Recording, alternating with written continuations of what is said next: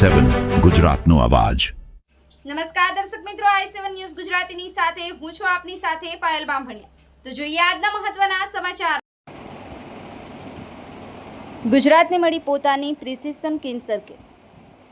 Narayan hospital Ahmedabad ખાતે radiation oncology સેન્ટરનું ઉદ્ઘાટન કરતા મુખ્યમંત્રી ભૂપેન્દ્રભાઈ પટેલ નવા રેડિયેશન ઓન્કોલોજી સેન્ટરના લોન્ચ સાથે ગુજરાતમાં કેન્સર કેરની પહોંચને મજબૂત બનાવવા માટે એક મહત્વપૂર્ણ પગલું ભર્યું।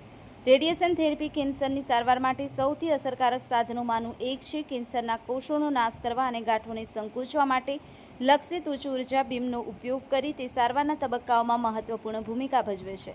ભારતમાં ફક્ત 550 કાર્યરત રેડિયોથેરાપી મશીનો છે, જે WHOની જાણકારી મુજબ પ્રતિ મિલિયન વસ્તી એક મશીન કરતાં ઘણી ઓછી છે।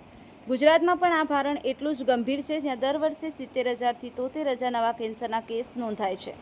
આ લોન્ચ દરમિયાન નારાયણ હેલ્થના સ્થાપક અને અધ્યક્ષ ડૉક્ટર દેવી સેઠી, હોસ્પિટલના ફેસિલિટી ડાયરેક્ટર હેમંત ભટનાગર, વિસ્તારના કોર્પોરેટર, રેસિડેન્ટ ડૉક્ટર સહિત લોકો મોટી સંખ્યામાં ઉપસ્થિત રહ્યા હતા। Sanjeev Rajput, i7 news Gujarati, Ahmedabad.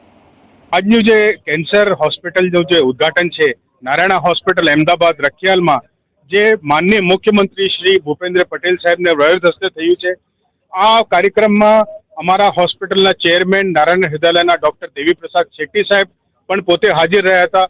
એટલે આ બંને મહાનુભાવોની ઉપસ્થિતિ અમારે માટે બહુ ઉત્સાહ ને આશાનું નવું એક સન્માન છે।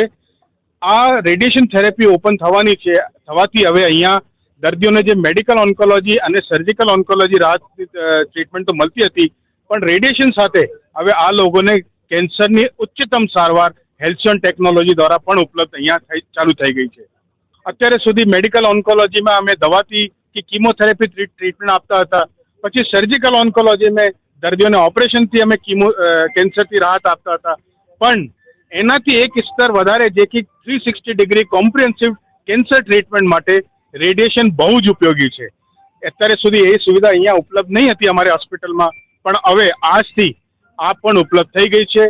દરેક દર્દીઓ માટે cash, corporate, TPA, insurance, Ayushman બધા માટે આ સુવિધા ચાલુ થઈ ગઈ છે।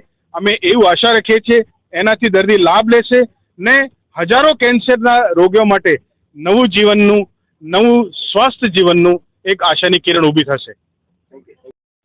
ऑनरेबल चीफ मिनिस्टर ने हमारा नया कैंसर हॉस्पिटल को इनाग्रेट किया। हमारा उद्देश्य है सभी गुजरात का लोगों ने कैंसर का बारे में अवेयरनेस होना है।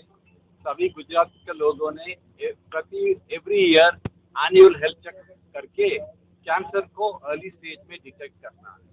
ये सब फैसिलिटी है यहाँ, क्योंकि अर्ली स्टेज में कैंसर डिटेक्ट हो गया तो हम क्योर कर सकते हैं मोस्ट ऑफ द कैंसर।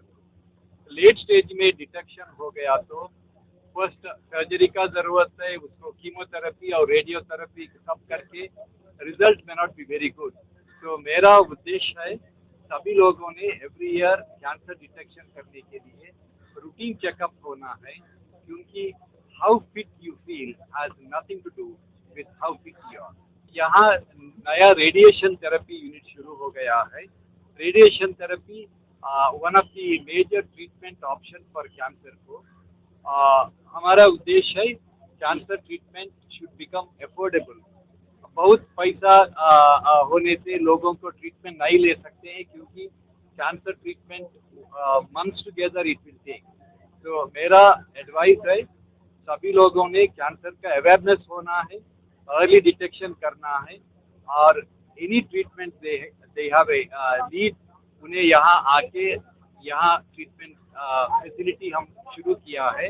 ये very advance radiotherapy machine from Siemens called Halcyon, very advance facility है। तो रेडियोथेरेपी का ड्यूरेशन कम होता है और results are very good. Thank you.